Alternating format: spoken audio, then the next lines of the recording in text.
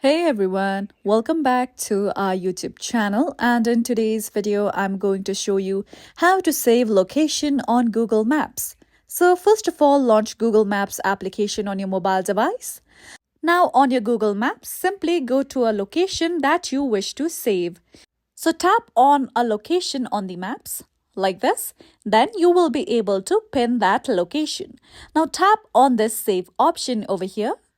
Now you can choose any of these categories to save your location to, or you can tap on the option of new list on top to create a new category for your saved location. Now you can name the list and also give that location a description.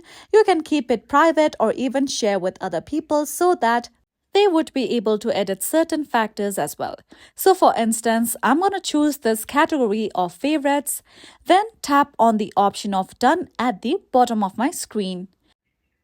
Now over here you can see that this location has been saved on my Google Maps.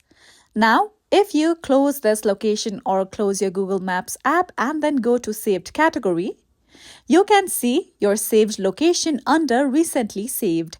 So that's how simply you can save locations on your Google Map. And this is it for today. At last, don't forget to subscribe to our YouTube channel.